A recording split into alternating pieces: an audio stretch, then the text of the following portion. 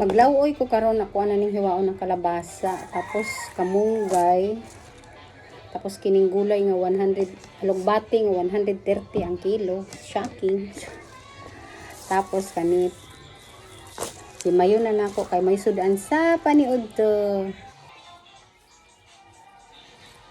Kay kung mo palit ta sa karinderya og sudan, kita na lay luto. Kita na lay luto kaysa magpalit ta nga 25 ang takos na ang takos kay brarag platito kadako gamay kaayo. May ning magluto-luto ta. Gulay-gulay. Sagulan og pinirito. Pero ako dili na ko sagulag pinirito. Lunlon gulay lang, nabutangan lang nako aning cubes na lamas. Bites na. Akong kamunggay ba kay labi-labi ka abog. Halata di kay nga abog kay ngano, init man gud ang panahon. Init kay tanawag guys. Huh? Grabe ka init. Gikan pa ko sa eskwelahan nagsundo. Na bali paniod to na ninamo nga sudan. Na nagprito kog isda. Pero dili to isubak na ko ani. Lunlon gulay lang ni. Napansin ba ninyo nga kung mukaon tag mga alugbati, mga lawoy-lawoy kay gaan ang busog no? Gaan ang busog. Una nga usahay kana bitang gusto ko og kanang gaan og busog kani ako Kao man putag karne-karne. Pero iba gyud ang naapoy gulay-gulay. Basta pagka-init pa ang gulay pagkaluto, basta kaunon dayon pag mabugnaw na, sus lahi na. Masking initon pa, iba gyud tong bagong luto kaysa ikaduha nga luto.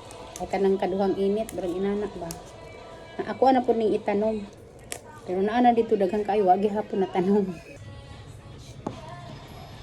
Ang kalabasa, lahi ra gyud pag naay kalabasa, no? Kay murag mo'y mag yelo-yelo.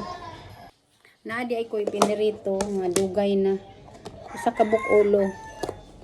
Pwede ko ni isubak di ay aning gulay. Dugay na ni sa freezer, mga pila na ni kaadlaw.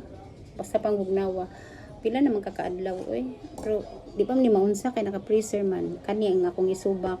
Tapos abag-abagan og cubes, o di ba? Buksan mo, papasukin ako. Mo na yung mga trending karon nga mga sounds. Buksan mo, papasukin ako. Tapos mahulog dayon og imong video nga copyright. Hiwa naman tanan, nanatanan. So, magluto na ta.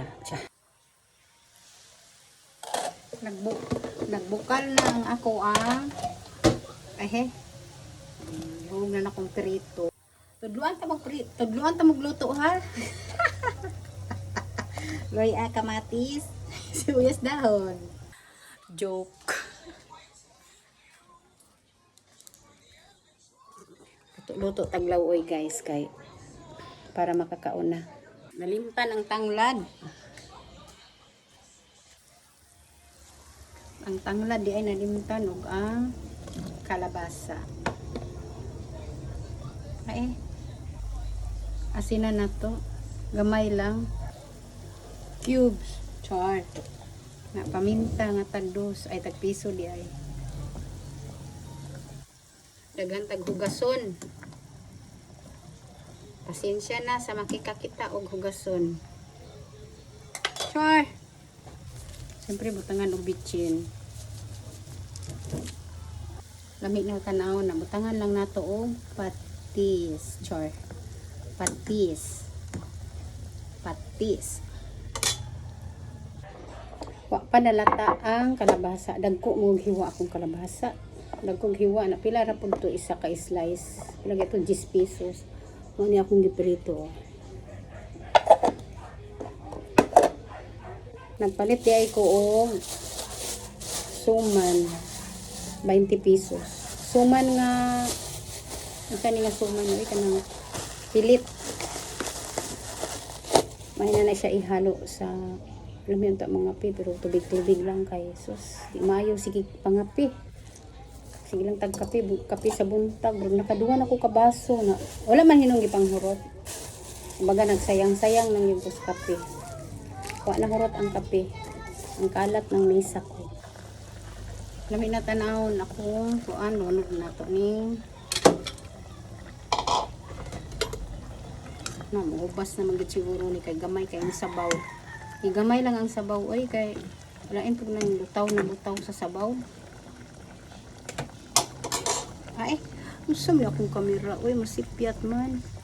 Tapos ilunod na lang po ang kamunggay. Kling kling kling.